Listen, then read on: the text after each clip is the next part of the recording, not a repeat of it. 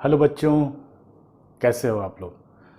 तो पिछले वीडियो में हमने वेक्टर एडिशंस के बारे में काफ़ी कुछ सीखा था। पैरेललोग्राम लॉ और ट्रायंगल लॉ के बारे में पूरी अच्छी तरह से जानकारी ली थी। तो एक छोटा सा और टॉपिक बच गया है वेक्टर एडिशन में, उसको पहले ख़त्म कर लेते हैं।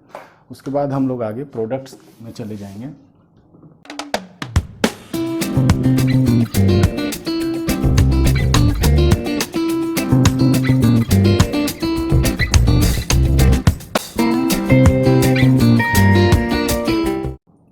तो देखिए, वेक्टर एडिशन जब हमारे पास अगर कोई वेक्टर दिए हुए हों रेक्टेंगुलर कोऑर्डिनेट्स के फॉर्म में, या यूँ कहें कि रेक्टेंगुलर एक्सिस में यूनिट वेक्टर्स के रूप में, जैसे आई जे के जो हमने पढ़ा था।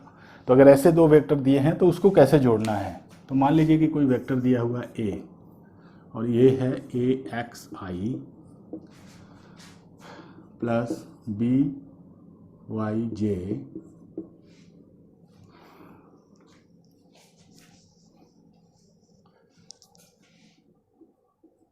Sorry A X I A Y J and A Z K. मान लीजिए एक वेक्टर है और वेक्टर बी दूसरा है B X I plus B Y J plus B Z के। ये एक जनरल वेक्टर मैंने लिख दिया। अगर इस फॉर्म में दो वेक्टर दिए हैं तो इन दोनों को अगर जोड़ना है तो कैसे जोड़ेंगे। तो A plus B, vector A plus B हम सीधा लिख सकते हैं, इन दोनों को मैग्नीट्यूड को जोड़ दीजिए। आई आई तो ऐसे ही है, तो A X plus B X I, ठीक है, plus A Y plus B Y J plus A Z plus B Z into K. तो ये ऐसे सिंबल जोड़ दीजिए, तो ये ऐसे ही इसका हम लोग निकाल सकते हैं समेशन। अब जैसे देखिए, मैं एक फटाक से एक एग्जांपल दे देता हूँ। मान लीजिए कि कोई वेक्टर है ए, ये है 3i प्लस 4k जे प्लस 7k, ठीक है। और वेक्टर बी है कोई 5i, मान लीजिए 5i plus 6j plus 3k। अब इनको जोड़ना है तो a प्लस बी को जोड़ेंगे तो क्या लिख सकते हैं, a plus B is equal to A X plus B X, 3 plus 5 तो 3 plus 5i plus 6 plus 4 plus 6j plus 7 plus 3k। ऐसे लिखना है तो सिंपली ऐसे लिख सकते हैं 8i plus 10j plus 10k। तो इस तरह से हम जोड़ सकते हैं। उसी तरह अगर माइनस करना होगा तो यहाँ पे क्या आ जाएगा, माइनस माइनस साइन आ जाएगा, सिंपल सा है। तो इस तरह से अगर कोई रेक्टेंगुलर कोऑर्डिनेट सिस्टम में वेक्टर्स दिए हैं तो उनको हम लोग ऐसे सिंपली जोड़ सकते हैं। तो ये ऑब्वियस सी बात है, आपको समझ में तो आ ही गया होगा, पर ठीक है, बताने के लिए टॉपिक है तो बताना ही पड़ता है। तो हमने देख लिया, हमने वेक्टर्स के बारे में काफ़ी कुछ सीखा, वेक्टर्स को समझ गए, वेक्टर क्या होता है, वेक्टर्स को कैसे रिप्रेजेंट करते हैं, हेड क्या होता है, टेल क्या होता है, मैग्नीट्यूड क्या होता है, उसको जोड़ते कैसे हैं, उसको घटाते कैसे हैं। यहाँ तक तो हमने सब कुछ कर लिया। डायरेक्शन कोसाइंस क्या होते हैं, रिजॉल्व कैसे करते हैं वेक्टर को, बहुत कुछ सीखा हमने पिछले 2-3 क्लासों में। अब आता है टर्म, क्योंकि हम लोग पढ़ रहे हैं वेक्टर अलजेब्रा, तो हमने जोड़ना घटाना तो सीखा, अब गुना भाग भी सीखना पड़ेगा। तो गुना भाग ऐसा कुछ वेक्टर में होता नहीं है, गुना होता है 2 तरीके का। और वो 2 तरीके का गुना क्या होता है, एक होता है डॉट प्रोडक्ट या स्केलर प्रोडक्ट ऑफ 2 वेक्टर। तो एक ऐसा गुना करने का तरीका है कि 2 वेक्टर को अगर हम गुना करेंगे तो रिजल्ट स्केलर आएगा। ऐसे गुना को हम लोग कहते हैं डॉट प्रोडक्ट ऑफ वेक्टर या स्केलर प्रोडक्ट ऑफ वेक्टर। इसका दूसरा भी एक तरीका है कि अगर 2 वेक्टर को गुना करें और रिजल्ट भी वेक्टर ही आए, तो ऐसे केसेस में जो ऐसे गुना करने की जो विधि होती है उसको कहते हैं cross product of 2 vector.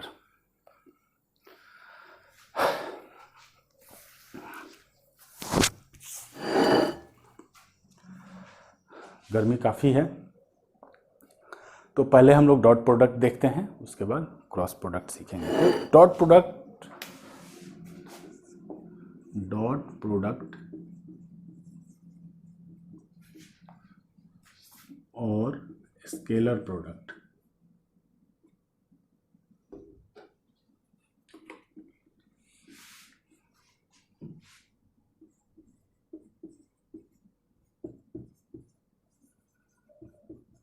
Of two vector.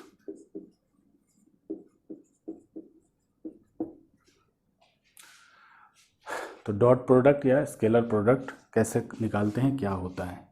तो मान लीजिए कि कोई वेक्टर है ए एंड कोई वेक्टर है बी और एंगल बिटवीन देम है थीटा। तो हम लोग इसको ऐसे लिखते हैं डॉट प्रोडक्ट को A dot B is equal to A B cos theta. ठीक है, ए क्या है यहाँ पे लिखते हैं ए बराबर magnitude of A vector A, B is equal to magnitude of vector B.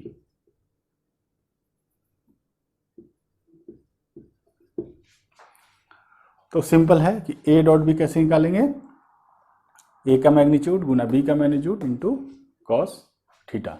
तो ये हो गया आपका डॉट प्रोडक्ट। तो दो वेक्टर का और इसमें कोई साइन और कैप नहीं है, इसका मतलब है ये स्केलर है। तो दो वेक्टर को गुना किया, गुना करने के लिए जो साइन देते हैं वो डॉट का साइन लगाते हैं। एक वेक्टर लिखते हैं बीच में डॉट, फिर दूसरा वेक्टर और is equal to A B cos theta. ये है डेफिनेशन।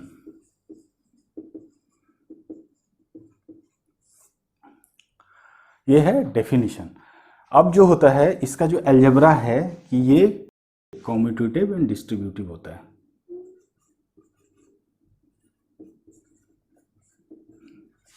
कम्यूटेटिव एंड डिस्ट्रीब्यूटिव होता है।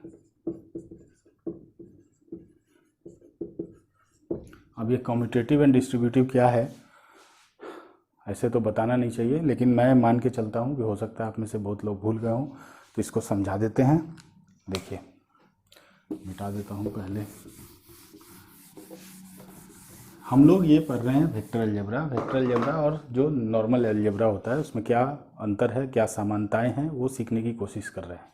तो इसीलिए कह रहा हूँ कि जो वेक्टर डॉट प्रोडक्ट है वो कम्यूटेटिव होता है, यानी ए डॉट बी अगर लिख रहे हैं तो this is equal to B dot ए।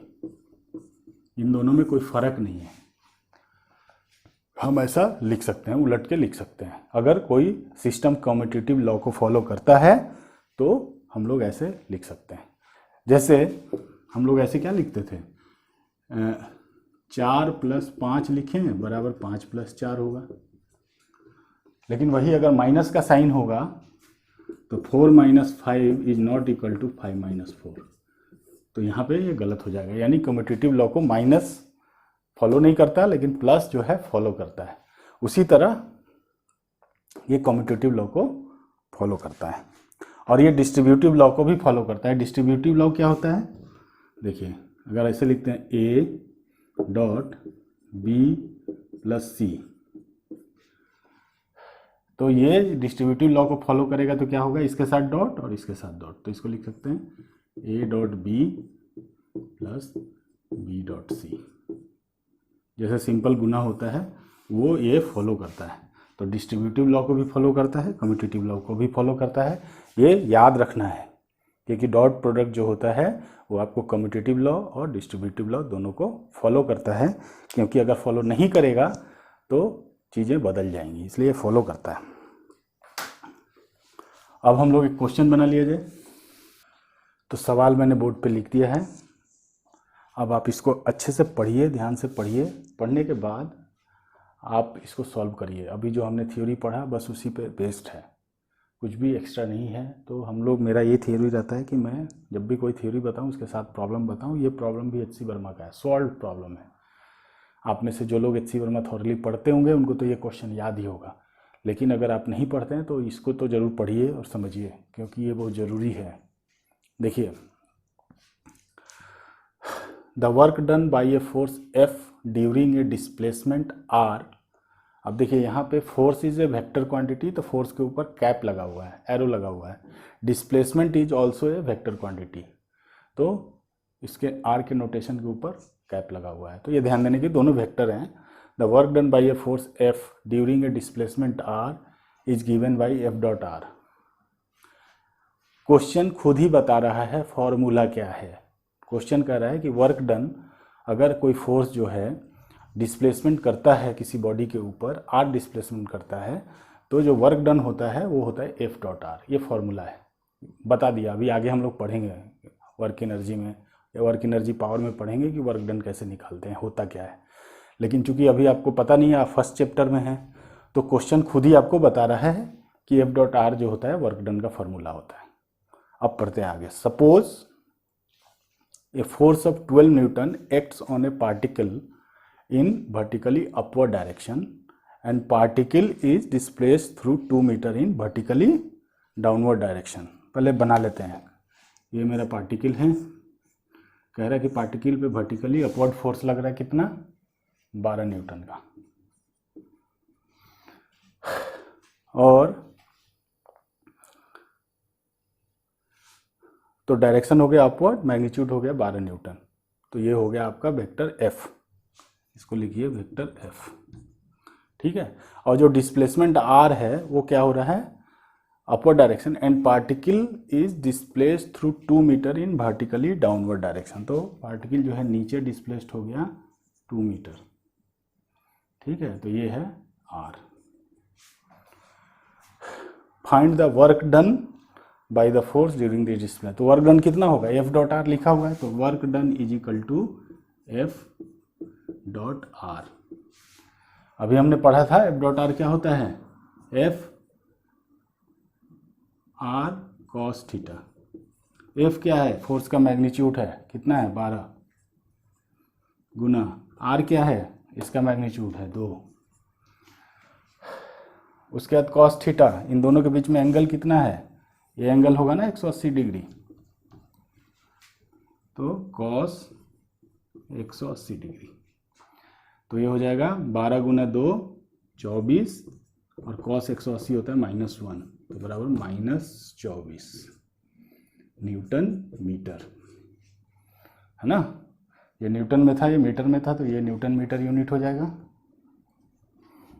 कैसे होगा वो भी हम लोग पढ़ेंगे, लेकिन अभी आप न्यूटन मीटर, इसी को जूल भी कहते हैं, याद रखिए। थोड़ा जो चीज़ें अभी नहीं है आपका जाना होगा तो उसको याद करते जाइए, आगे काम आएगा। तो 24 न्यूटन मीटर का जो वर्क डन होगा नेगेटिव में, -24। वर्क डन पॉजिटिव और नेगेटिव दोनों होता है, तो ये नेगेटिव वर्क डन होगा। तो ये था डॉट प्रोडक्ट पे एक सिंपल सा सवाल। अब आगे हम लोग देखते हैं कि डॉट प्रोडक्ट और कैसे निकालते हैं। अगर रेक्टेंगुलर कोऑर्डिनेट सिस्टम में आई जे के फॉर्म में अगर दो वेक्टर दिए हुए हों तो उसका डॉट प्रोडक्ट कैसे निकालेंगे, ये भी इम्पोर्टेंट है। तो मान लीजिए कि कोई वेक्टर है ए, और ये दिया हुआ है A X I plus A Y J plus A Z के। ये वेक्टर ए है और ये वेक्टर बी है।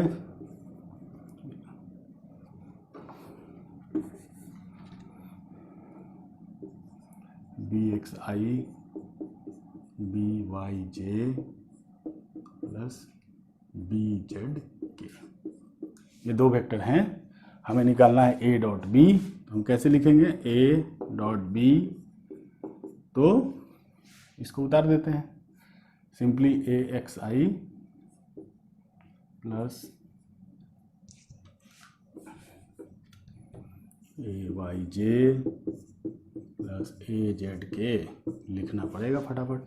डॉट, बीच में डॉट लगा के ऐसे, B X I plus B Y J plus B Z के,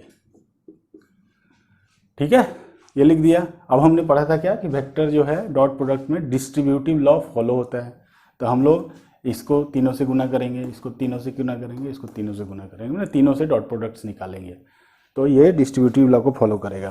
तो इसको लिखिए, तो इससे इसका डॉट, तो A X B X I dot I है ना दोनों, तो आई डॉट आई ऐसे लिखेंगे, प्लस इसका इससे हो गया, फिर इसका अब इससे, है ना, तो ये हो जाएगा A X B Y I dot जे,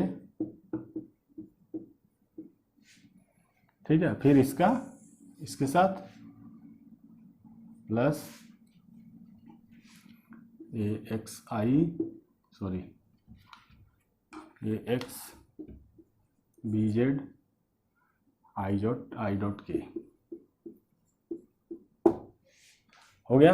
उसी तरह हम 3 लाइन फटाफट लिखते हैं वाई के लिए भी, प्लस यहाँ हो जाएगा plus A Y B X J dot I plus A Y B Y J dot J plus A Y B Z J dot K simple है। अब लास्ट टर्म,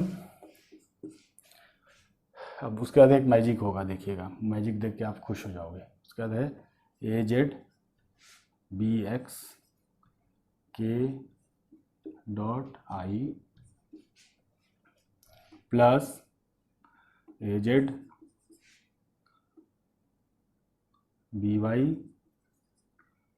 के dot J plus A Z B Z K dot K. अब इतना बड़ा term तो हमने लिखा, समझ के लिखा, डिस्ट्रीब्यूट करके लिखा, लेकिन हमने जो बेसिक फॉर्मूला पढ़ा था वहाँ पे एक चीज़ था, ए डॉट बी बराबर था ए बी कॉस थीटा, यही था ना। और कॉस 90 क्या होता है, अगर थीटा 90 डिग्री हो तो कॉस 90 होता है 0, यानी डॉट प्रोडक्ट भी क्या हो जाएगा 0। अगर 90 एंगल बिटवीन 2 वेक्टर्स अगर 90 डिग्री हो तो डॉट प्रोडक्ट क्या हो जाएंगे 0 हो जाएंगे। अब इसी का यहाँ पे इस्तेमाल करते हैं। आई और जे के बीच में जो होता है एंगल कितना होता है 90 डिग्री होता है ना, तो ये टर्म कट जाएगा 0 हो जाएगा। फिर आई और के बीच में भी 90 डिग्री, तो ये भी टर्म 0 हो जाएगा, ठीक है। जे और आई के बीच में भी 90 डिग्री, तो ये भी टर्म 0 हो जाएगा, ठीक है। ये जे 90 नहीं है तो नहीं 0 होगा, फिर ये भी 0 हो जाएगा, के आई 0 हो जाएगा, जे के 0 हो जाएगा, ये 0 नहीं होगा। और इन दोनों के बीच में एंगल कितना बचना, आई डॉट आई मैंने दोनों के बीच में एंगल कितना है 0 डिग्री एंगल है, तो 0 डिग्री ना cos 0 1 होता है, cos 0 इज इक्वल टू 1। तो अगर 0 डिग्री हो तो क्या हो जाएगा, सिंपली ए बी मैग्नीट्यूड हो जाएगा। तो इसको सिंप्लीफाई करके अगर लिखेंगे तो ये हो जाएगा A X B X I dot I 1 हो गया, plus A Y B Y J dot J 1 हो गया, plus A Z B Z. खुश हो गए आप लोग। तो इतना बड़ा टर्म ये हो गया डिस्ट्रीब्यूट, मिलके आ गया इतना। अब हम सिंपली कैसे लिखेंगे, अगर ए डॉट भी निकालना है तो इसका गुना प्लस इसका गुना प्लस इसका, सिर्फ 3 टर्म लिखने हैं, ए एक्स बी एक्स ए वाई बी वाई ए जेड बी जेड। इतना लिखने की ज़रूरत नहीं है, हमने ड्राइव करके देख लिया और इसको इसी तरह हम याद कर लेंगे। तो ये हो गई थ्योरी की कॉन्सेप्ट। तो चलिए अब आगे देखते हैं। तो जैसा कि बोर्ड पे लिखा है क्रॉस प्रोडक्ट और वेक्टर प्रोडक्ट ऑफ 2 वेक्टर्स। तो अभी हमने 2 वेक्टर को ऐसे गुना किया, उसका रिजल्टेंट स्केलर आता था। तो dot product is a scalar quantity, लेकिन ये क्रॉस प्रोडक्ट ऐसा वेक्टर का गुणनफल है कि इसमें जो रिजल्ट आता है वो भी वेक्टर होता है, इसलिए इसको vector product of 2 vector. 2 vector को गुना करेंगे तो रिजल्ट वेक्टर आएगा। तो इसके क्या तरीके होते हैं, तो देखिए, अगर कोई वेक्टर है ए एंड कोई वेक्टर है बी, तो डेफिनेशन कहता है कि ए क्रॉस बी का जो मैग्नीट्यूड होगा, अब ये तो इसका तो ए क्रॉस बी क्या होगा, एक वेक्टर होगा। तो अगर वेक्टर है तो उसकी 2 चीज़ें होंगी, एक तो मैग्नीट्यूड होगा और एक डायरेक्शन होगा। तो हमें दोनों की बात करनी पड़ेगी। पहले बात करते हैं मैग्नीट्यूड की। तो मैग्नीट्यूड होता है ए क्रॉस बी का A B sine theta. A dot B क्या होता था, A B cos theta, A cross B होता है ए बी साइन थीटा। लेकिन लेकिन लेकिन ये जो थीटा है दोनों वेक्टर के बीच का स्मॉलर एंगल। जैसे अगर कोई वेक्टर है ए एंड दिस इज है कोई वेक्टर बी, तो इसके बीच में दो एंगल, ये अगर थीटा है तो ये क्या हो जाएगा 360 माइनस थीटा। तो इस एंगल की बात कर रहे हैं हम लोग, छोटे वाले एंगल की, बशर्ते कि अगर 180 डिग्री ना हो। अगर 180 होगा तो ये और ये दोनों सेम हो जाएगा। In that case sine 180 degree क्या होता है, 0 होता है। तो साइन 0, साइन 180 डिग्री 0 हो गया, यानी क्रॉस प्रोडक्ट क्या हो जाएगा, 0 हो जाएगा। तो ऐसे केसेस में क्रॉस प्रोडक्ट 0 हो जाते हैं। तो ये हो गया A B sine theta, theta is the angle between the two vectors. अब तो ये हमने मैग्नीट्यूड निकाल लिया। अब बात करते हैं डायरेक्शन की, डायरेक्शन ऑफ क्रॉस प्रोडक्ट।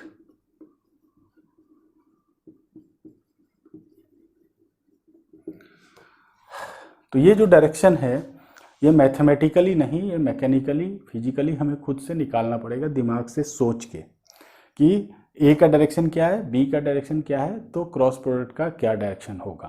तो इसके लिए कई सारे तरीके, स्क्रू मेथड, ये वो मेथड डेवलप किए गए हैं, लेकिन इसमें जो सबसे मेरे को ईजी लगता है वो लगता है राइट हैंड थंब रूल। तो इसमें हम लोग राइट हैंड थंब रूल का इस्तेमाल करते हैं, जिससे हमें पता चलता है कि ए क्रॉस बी का डायरेक्शन कहाँ पे जाएगा। तो कैसे करते हैं, बहुत आसान है। अपना राइट हैंड, लेकिन जो लेफ्टी हैं वो लेफ्ट हैंड मत रख देना, क्योंकि उनको आदत होती है ना, सबसे पहले उनका जो मेन हैंड होता है लेफ्ट हैंड होता है। तो लेफ्टी बी केयरफुल, हमेशा राइट हैंड से ही इसको प्रैक्टिस करिए। तो इसको कैसे निकालते हैं, डायरेक्शन क्रॉस प्रोडक्ट का कैसे निकालते हैं कि अगर कोई वेक्टर ए है, दिस इज ए मान लीजिए, और ये है बी, तो हमें हाथ को ऐसे रखना है, ये हाथ है ना, हाथ को एक वेक्टर के अलोंग उसके ऊपर रखना है ऐसे, और ऐसे रखना है कि ये बी की तरफ घूम सके। अगर हम ऐसे रखें तो ये बी की तरफ नहीं घूमेगा, और ये जो एंगल है छोटा वाला एंगल होना चाहिए। ये जो रोटेशन होगी वो छोटे वाले एंगल की तरफ होगी। समझ में आ जाएगा, ध्यान दीजिए। ए पे रखा और ये जो मेरा 4 उंगली है बी की तरफ घूम सकता है, तो अंगूठा किधर है, अंगूठा जो है बोर्ड से बाहर की तरफ आ रहा है। तो डॉट प्रोडक्ट का जो डायरेक्शन होगा वो बोर्ड से बाहर की तरफ, इस तरफ होगा। लेकिन नहीं, अगर कोई कहे कि बी क्रॉस ए बताइए, तो हम लोग क्या करेंगे, बी की तरफ, बी के डायरेक्शन में ऐसे रखें और ए की तरफ घुमाया, तो अंगूठा किधर गया, अंदर, अंदर गया ना। तो ये हो जाएगा क्रॉस प्रोडक्ट का जो डायरेक्शन होगा बोर्ड के अंदर, यानी ए क्रॉस बी और बी क्रॉस ए जो हैं अपोजिट साइन के हैं। इसीलिए ये कॉम्यूटेटिव लॉ को फॉलो नहीं करते हैं। Cross product is non commutative.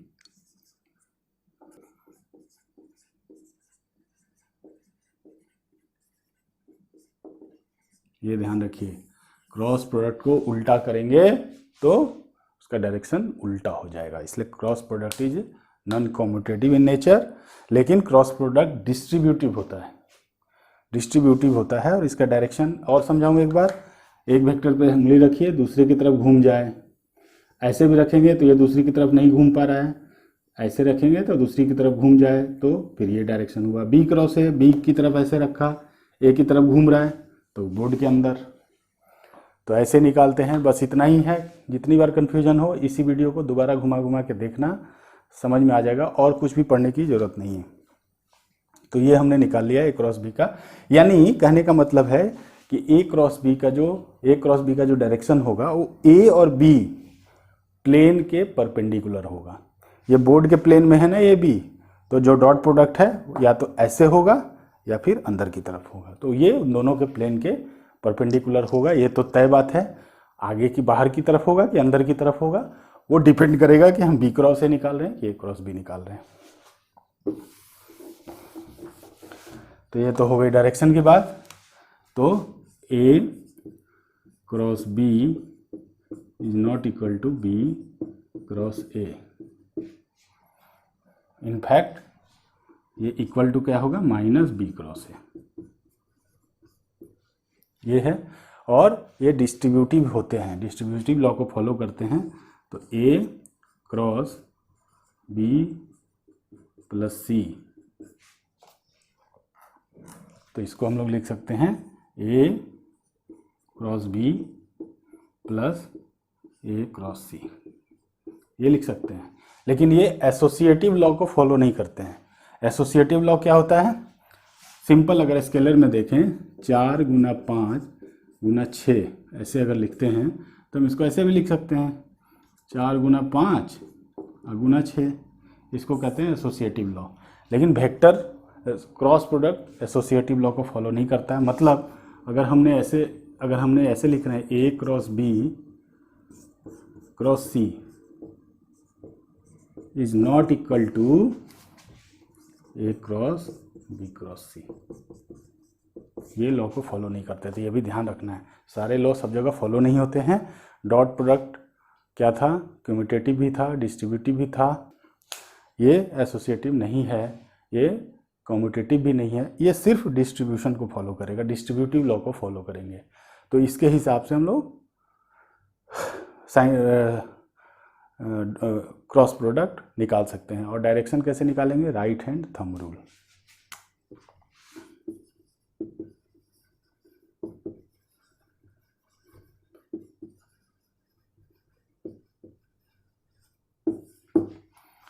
Right hand thumb rule से डायरेक्शन निकालेंगे और यही है क्रॉस प्रोडक्ट। अब हम लोग चलिए थोड़ा सा आगे और भी देखते हैं कि और क्या क्या चीज़ें इसमें वेक्टर में आ सकती हैं। तो चलिए एज यूजुअल एक प्रॉब्लम सॉल्व कर लेते हैं पहले, फिर आगे बढ़ेंगे। तो the vector A has a magnitude 5 units, vector A का मैग्नीट्यूड 5 यूनिट्स है, B has a magnitude of 6 unit, ठीक है। And the cross product of A and B has a magnitude of 15 units, find the angle between A and B. Simple सा सवाल है। Basic formula पे हम लोग पहले चलेंगे। तो हमें मैग्नीट्यूड की बात कर रहा है तो हमें डायरेक्शन की बात नहीं करनी, सिर्फ मैग्नीट्यूड की बात करनी है। तो हमें क्या पता है, ए क्रॉस, यहाँ पे क्या क्या है, क्रॉस प्रोडक्ट की बात कर रहा है ए एंड बी। तो हम लोग क्या जानते हैं कि magnitude of A cross B, लिख दीजिए पहले, अपने आप सारा क्वेश्चन बन जाएगा। ए बी साइन थीटा, कह रहा है ए क्रॉस बी का जो मैग्नीट्यूड है वो 15 यूनिट है, तो ये 15 यहाँ हो जाएगा, 15 बराबर ए का मैग्नीट्यूड है 5, बी का मैग्नीट्यूड है 6 गुना साइन थीटा में निकालना है थीटा। तो यहाँ से देखिए क्या हो जाएगा, ये 5 तिया 15, तो ये sine theta is equal to 1/2 हो जाएगा ना, 6 नीचे आ जाएगा 1/2, तो थीटा बराबर क्या हो जाएगा, अगर साइन थीटा 1/2 तो थीटा बराबर 30 डिग्री या 150 डिग्री। कितना सिंपल सवाल है। सिंपल कैसे हुआ, आपने इस फार्मूले को फटाक से लिख दिया। जैसे ये फार्मूला आपने लिखा ये सवाल बन गया। लेकिन एग्जाम टेम्परामेंट में इस तरह के छोटे छोटे सवाल भी गलत हो जाते हैं, इसीलिए कॉन्सेप्ट क्लियर करना बहुत ही ज़रूरी है। जो चीज़ें बताई जा रही हैं, छोटी छोटी चीज़ें हैं, उनको पहले समझ जाइए बहुत अच्छी तरह से, और प्रैक्टिस करना बहुत ज़रूरी है। जब बहुत सारे बार प्रैक्टिस करेंगे ना तो कॉन्सेप्ट आपके दिमाग में ऐसा बैठ जाएगा कि आप कभी भूलेंगे नहीं। तो अभी इस सवाल में तो हम लोग पूरा थ्योरी डील कर रहे हैं, छोटे छोटे प्रॉब्लम बना रहे हैं। इसका जो अगला जो वीडियो आएगा उसमें केवल और केवल वेक्टर से रिलेटेड हम लोग अच्छे अच्छे प्रॉब्लम सॉल्व करेंगे 5-10, और वो वीडियो जो होगा आपके लिए रिवीजन और रिकॉलिंग वीडियो होगा। जब भी आपको वेक्टर का रिवीजन करना, सिर्फ आप उस वीडियो को देखिए, प्रॉब्लम के जरिए ही सारी चीज़ें रिकॉल होती चली जाएंगी। तो उस वीडियो को ज़रूर देखना है। ये वीडियो आज देखिए, जितनी बार देखना है आज देख के समझ जाइए, फिर दोबारा इसको देखने की ज़रूरत नहीं पड़ेगी। दोबारा आपको देखना है जितनी बार भी, वो लास्ट वाला अगला जो वीडियो होगा उसको हमेशा रिवीजन के लिए पढ़िए। रिवीजन में कभी थ्योरी रिवाइज नहीं करिए, रिवीजन में हमेशा प्रॉब्लम बनाइए। अगर आप कुछ मिस करेंगे, कुछ भूलेंगे तो प्रॉब्लम में फंसेंगे। तो आपको समझ में आएगा कि क्या देखना है, कौन सा पार्ट देखना है थ्योरी का। क्योंकि आप थ्योरी पढ़ने बैठेंगे तो पूरी किताब पढ़नी पड़ेगी, उससे कोई फ़ायदा नहीं होगा। जो मिस हो रहा है, जो भूल रहे हैं, उस पार्ट को देखिए, प्रॉब्लम बनाइए। अगर अटक रहे हैं तो 2-4 प्रॉब्लम बना लीजिए ताकि फिर से वो शार्पन हो जाए। तो चलिए आगे बढ़ते हैं। अब देखिए एक छोटा सा कॉन्सेप्ट है देखिए हमने क्या किया कि ये मान लीजिए एक प्लेन है, ये है आई, ठीक है, ये है जे, और के लिए हमारे पास दो ऑप्शन है।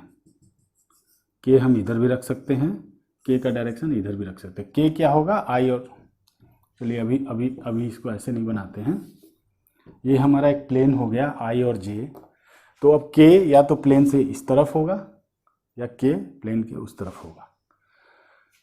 लेकिन के को हमको कैसे रखना है, के को हमको ऐसे रखना है कि आई से जे की तरफ अगर जाएं तो आई क्रॉस जे जो हो वो के के बराबर हो। आई क्रॉस जे इजिकल टू के होना चाहिए।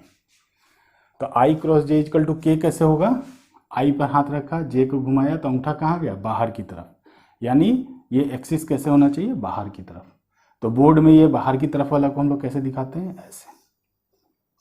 तो इसको कहते हैं राइट हैंड एक्सिस।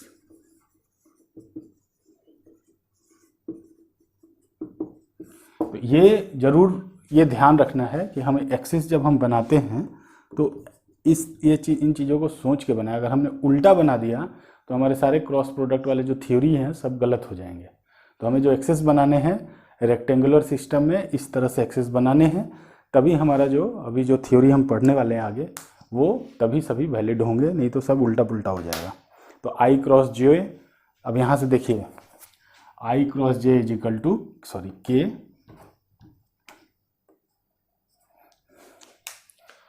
जे प्लस के बराबर आई, और देखिए के प्लस आई ये प्लेन हो जाएगा ना, तो ऐसे अगर हम के और के प्लस जे करेंगे तो जे ऊपर चला जाएगा। तो इस तरह से हम रोटेट करेंगे तो ऐसे सर्किल बनेगा, यहाँ आई जे और के। तो आई cross J is equal to K, J cross के इजिकल टू आई, के क्रॉस आई इजिकल टू जे। तो इस तरह से ये फॉलो होता है। तो ये छोटा सा चीज़ है, इसको याद रखिए।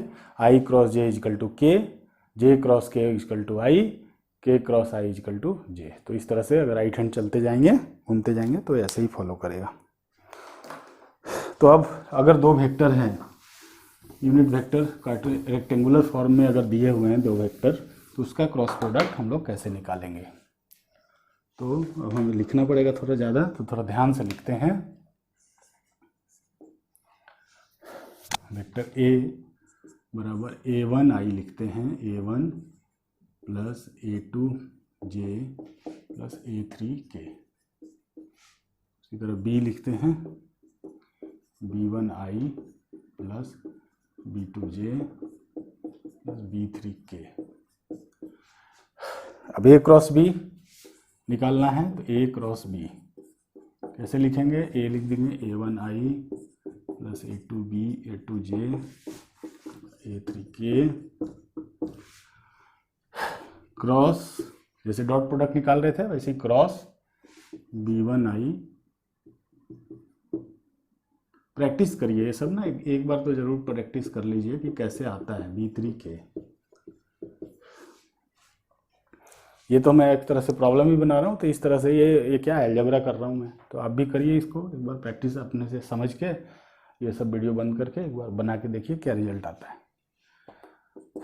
तो क्या करेंगे, डिस्ट्रीब्यूटिव लॉ को फॉलो करता है, तो ऐसे ऐसे ऐसे, है ना।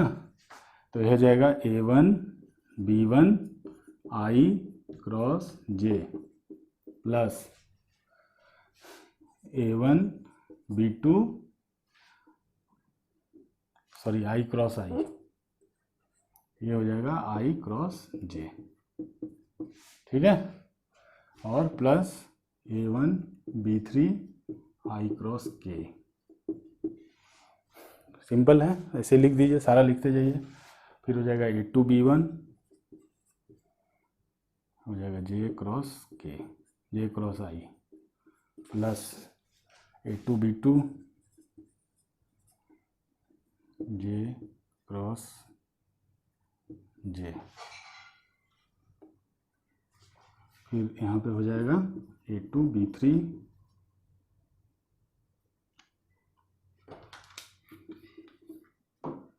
बी केयरफुल, गलतियाँ हो सकती हैं, ध्यान से लिखिए। A2 B3 जे क्रॉस के। अब आइए तीसरा लाइन, तीसरा लाइन क्या है A3 के साथ, तो A3 B1 K cross I plus A3 B2 K cross J plus A3 B3 K cross K। कहीं कुछ छोटा हो तो ठीक कर लीजिएगा। तो ये हो गया हमारा क्रॉस प्रोडक्ट। अभी थोड़ी देर पहले हमने क्या पढ़ा था, I क्रॉस I जीरो होगा, क्योंकि साइन थीटा होता है, साइन थीटा अगर जीरो है तो टोटल क्रॉस प्रोडक्ट का वैल्यू जीरो हो जाएगा। तो ये टर्म जीरो हो जाएंगे, जितने बराबर वाले हैं। तो ये जीरो हो गया, फिर देखिए J क्रॉस J है, ये जीरो हो गया, फिर K क्रॉस K है, ये जीरो हो गया। तो ये तीन टर्म तो कट गए। अब देखिए मैं लिख देता हूँ पहले ब्लू से, I और J है, I क्रॉस J क्या हो जाएगा, यहाँ K हो जाएगा, ठीक है। और I क्रॉस K देखिए ऐसे घुमा रहे थे ना, I J and K, I cross ऐसे अगर घूमेंगे तो I अगर जंप मार रहे हैं, देखिए यहाँ क्या कर रहे हैं, I क्रॉस K, J को जंप मार रहा है तो ये माइनस J हो जाएगा, तो ये हो जाएगा माइनस J, क्योंकि उल्टा हो जाएगा, ठीक है। उसी के बाद J क्रॉस I, तो ये उल्टा जा रहे हैं तो ये भी माइनस K हो जाएगा, ठीक है। उसके बाद है J cross K, J cross K तो ये प्लस I, ठीक है। उसी तरह K cross I, K cross I तो ये J हो जाएगा, ये प्लस J हो जाएगा, है ना। उसके बाद A3 B3 K cross J, K cross J उल्टा जा रहे हैं तो माइनस I होगा ये, ठीक है। तो ये हमने लिख दिया। अब सारे I J K वाले टर्म को एक जगह लिखते हैं। तो पहले हम I वाले लिखते हैं, I वाला टर्म एक यहाँ है और I वाला टर्म एक यहाँ है।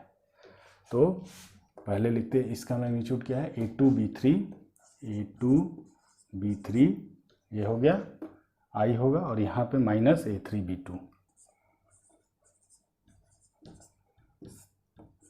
I प्लस, अब J वाला लिखते हैं, J वाला ये है एक माइनस में है और ये प्लस में है, तो पहले प्लस वाला को लिखते हैं।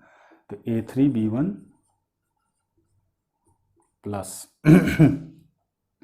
A3 B1 plus A1 B3, ये हो गया J। उसी तरह K वाला लिखते हैं, K माइनस और प्लस होंगे, तो ये K ये माइनस है और ये प्लस है, तो पहले प्लस वाला लिखते हैं, A1 B2, ठीक है, A1 B2 और माइनस A2 B1।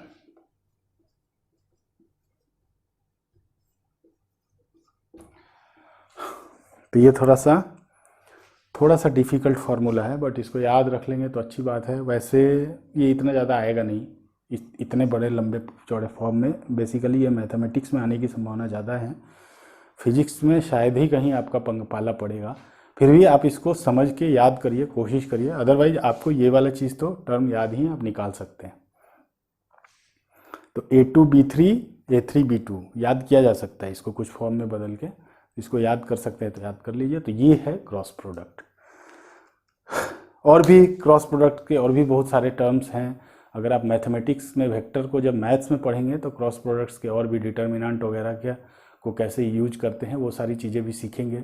तो वो मैं यहाँ पे नहीं ऐड कर रहा हूँ, क्योंकि मैं फिजिक्स के बेस पे पढ़ा रहा हूँ, तो जो फिजिक्स में ज़्यादा काम आएंगी आपके, बस मैं उतना ही पर लिमिटेड करता हूँ। तो थ्योरी का एक और छोटा सा बात है, उसके बाद मैं अपना लेक्चर दूंगा। एक जो रह गया है वो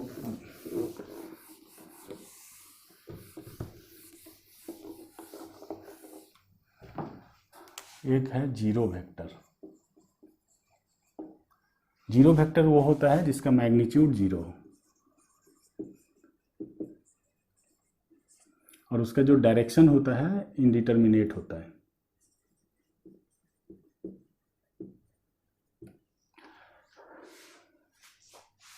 इनडिटर्मिनेट NAT, ठीक है, उसका कोई निश्चित डायरेक्शन नहीं होता है। लेकिन ये बताने की ज़रूरत क्यों पड़ी, बताने की ज़रूरत इसलिए पड़ती है कि मान लीजिए कि कोई वेक्टर है ए और कोई वेक्टर है बी, इन दोनों का मैग्नीट्यूड सेम है। मान लीजिए ये है ए वेक्टर और ये है बी वेक्टर। तो अगर इन दोनों का मैग्नीट्यूड सेम है और डायरेक्शन अपोजिट है तो इन दोनों को जोड़ेंगे तो क्या आएगा, 0।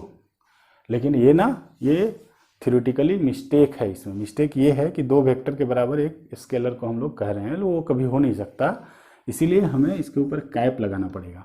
अब ये थ्योरेटिकली इक्वेशन के हिसाब से ये सही हो जाता है, क्योंकि इधर भी वेक्टर है उधर भी वेक्टर है। तो यही इसमें सिग्निफिकेंस है 0 वेक्टर का। और भी कई जगह आ सकता है जहाँ पे 2 वेक्टर का प्रोडक्ट जो समेशन या सब्सट्रैक्शन जो है वो 0 हो जाए, तो ऐसे केसेस में 0 वेक्टर का निर्माण हो जाता है। तो ये कहीं कहीं आपको वेक्टर में अगर 2 वेक्टर को जोड़ घटा के लिखना पड़े तो 0 पर ज़रूर कैप लगा दिया कीजिए, खाली 0 मत लिखिए, अदरवाइज वो मिस्टेक हो सकता है। तो ये वेक्टर की जो मोटा मोटा जो थ्योरी था, जो कि आपको ज़रूर जानना चाहिए था फिजिक्स के हिसाब से, वो मैंने बताया। अभी बहुत सारे प्रॉब्लम्स हम लोग सॉल्व करेंगे। 1 वीडियो या 2 वीडियो ज़रूरत पड़ेगी तो 2 वीडियो भी और ऐड कर दूंगा, क्योंकि मेरा मकसद है कि आपका सारा कॉन्सेप्ट क्लियर हो जाए।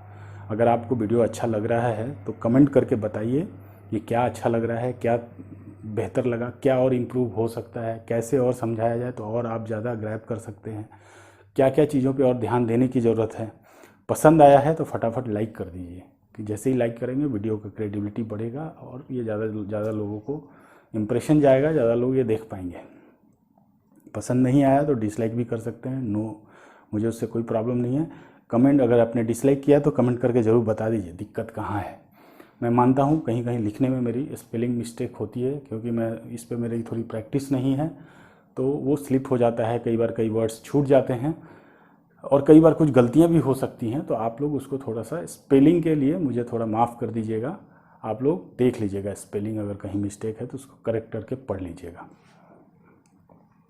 तो ये था वेक्टर। अगले 2 क्लास या 1 क्लास ज़रूर देखिए, वो आपका रिवीजन भी हो जाएगा सारा जितना हमने पीछे वाले 3 वीडियो में पढ़ा है, और आपके सारे कॉन्सेप्ट्स भी क्लियर हो जाएंगे। तो बने रहिए। चैनल को आपने सब्सक्राइब नहीं किया है तो तुरंत सब्सक्राइब करके बेल आइकन दबा दीजिए, ताकि सारी नोटिफिकेशन आपको मिलता रहे। पीए में जुड़ने के लिए आपका बहुत बहुत धन्यवाद। वीडियो को पूरा देखने के लिए बहुत बहुत धन्यवाद। मिलते हैं अगले वीडियो में, तब तक के लिए बाय बाय।